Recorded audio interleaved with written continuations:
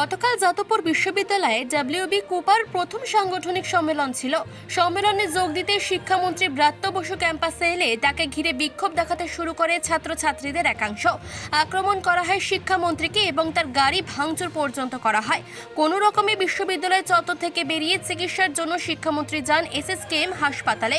ছাত্রছাত্রীদের একাংশের অভিযোগ, তাদের সহপাঠীরা মন্ত্রীর চলন্ত গাড়ির ধাক্কায় আহত হয়েছেন এবং যার জেরে তৈরি হয়েছে এই সংঘর্ষ। আহত ছাত্রছাত্রীদের গতকাল চিকিৎসার জন্য একটি বেসরকারি হাসপাতালে নিয়ে যাওয়া হয়।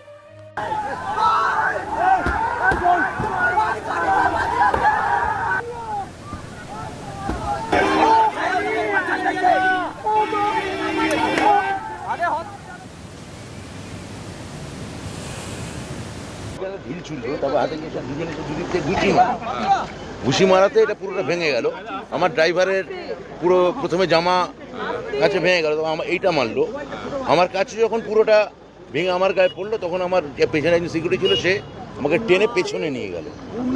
এই আর কি। আপনার আরেকটা গাড়িও তো ভাঙচুর করা হয়। পেছনে যে আরেকটি গাড়ি ছিল সিকিউরিটিতে, সেই গাড়িটাও ভাঙচুর করেছে।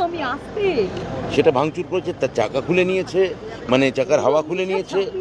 যাদবপুরের জন্য মুখ্যমন্ত্রী যখন যখন এইড দরকার হয়েছিল, মুখ্যমন্ত্রী সবার আগে যাদবপুরের জন্য স্পেশাল প্যাকেজের ব্যবস্থা করেছিল। যাদবপুরের কোনো যদি ভালো ওখানে ভালো ছাত্ররা তো সত্যিই তো আছেন, তা তারা যদি ভালো রেজাল্ট করেন সেটা আমাদের রাজ্যের গর্ব। কিন্তু এরা কারা, কি উদ্দেশ্যে এটা ওরা আজকে এটা ঘটালেন, এটা আমার বোধগম্যতার বাইরে। এটা শিয়ার নুইসেন্স, নৈরাজ্য সৃষ্টি করা ছাড়া এদের আর কোনো লক্ষ্য নেই। একটা ওই কুণাল ঘোষ যেটা বললেন, একটা হতাশ অতৃপ্ত আত্মা, সেই আত্মার দল, যাদের পাশের বাড়িতেও যাদের কাউকে চেনে না, তারা এই সাবসিডি পেয়ে এই ধরনের বিশ্ববিদ্যালয়ে এসে পড়ে সেই বিশ্ববিদ্যালয়ের পরিবেশ নষ্ট করে। একাডেমিক পরিবেশ এটা হতে দেয় না। আপনি পুলিশকে ডেকেছেন? মানে পুলিশ বারবার করে উপাচার্য আমায় বলেছেন পুলিশ ডাকতে সম্মত হয়নি। কেন? আমার মনে হয়েছিল যে এটা আমরা নিজেরাই কথা বলে নিতে পারবো, কারণ তখনও আমি চাইছিলাম যে ওরা আসুন, আলোচনায় বসলে। আমি 4 জনকে ডাকলাম, ওরা বললেন 40 জনের সঙ্গে এসে কথা বলতে হবে। তারপর আমি 15 মিনিট বসলাম যে অন্তত 4 জন বলায় যাতে ওরা রাজি হয়। একজন এসে বললেন না, 40 জনের সঙ্গেই কথা বলতে হবে। ইন্দামিন হয়ে উপাচার্য আমায় বললেন, আর প্রফেসর ওমপ্রকাশ মিশ্র বললেন যে চলুন আমাদের গাড়িতে বেরিয়ে যাবে। তো গিয়ে দেখলাম আমার গাড়িটাই আছে, আমি উঠে পড়লাম। তারপর এই ইট, লাঠি, গুলি, গালাগাল, গুলি বর্ষণ, এই লাঠি বর্ষণ এসবই চললো। চিকিৎসকরা বললেন যে একটা প্রেশারে, আমি এত ডিটেল বলবো না। আমি বলছি আমি ঠিক আছি, আমি সুস্থ আছি, আমি ভালো আছি। আমার অনেক অধ্যাপিকা আহত, আমি তাদের নিয়ে অনেক বেশি নিজের থেকে তাদের থেকে ব্যাপার অনেক বেশি কনসার্ন।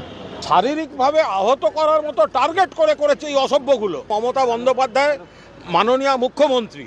তো ফলে আমরা তো ওইভাবে বলতে পারি না যে যারা মেরেছে তাদের অমুক, কিন্তু আমাদের ধৈর্যের পরীক্ষা যেন না নেয়।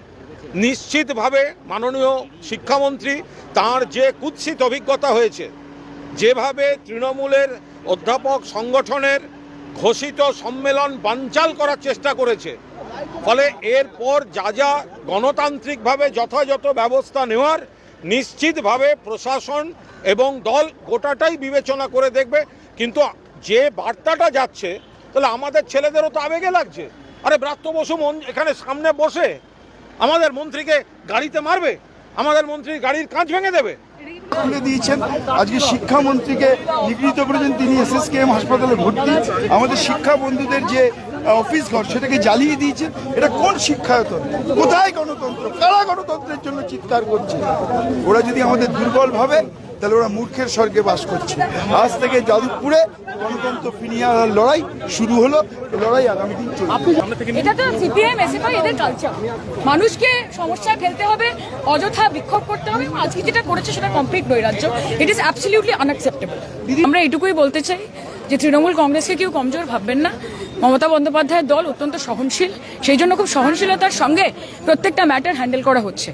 সম্মান পেতে গেলে সম্মান দিতে জানতে হয়, সম্মান দিতে শিখুন, তারপর সম্মানের অধিকারী হবেন। আপনারা যখন বলছেন তখন দেখা যাচ্ছে পাল্টা বামপন্থী ছাত্র সংগঠন একটা বড় অংশ স্লোগানিং করছে, আপনাদের দিকে তেড়ে আসছেন। শুনুন, আমরা শাসক দল, আমাদেরকে অনেক বেশি সহিষ্ণু হতে হবে এবং মমতা বন্দ্যোপাধ্যায় আমাদেরকে ডেমোক্রেসির ফরে কাজ করতে শিখিয়েছে। ছাত্রছাত্রীদের প্রতিও মমতা বন্দ্যোপাধ্যায়ের যথেষ্ট স্নেহ ভালোবাসা রয়েছে, ফলত আমরা একটা ডিসিপ্লিনের মধ্যে থেকে যা করার করি। তবে এইটুকু আপনাদের মাধ্যমে আমরা বলে দিতে চাই যে পরবর্তীকালে যদি এরকমভাবেই চলতে থাকে তাহলে আরও বৃহত্তর আকারে কিন্তু তৃণমূল কংগ্রেস রাজপথে নামবে। চিফ এডিটর জিতেন সরকারের রিপোর্ট, চেতনা বার্তা, জেগে থাকে, জাগিয়ে রাখে।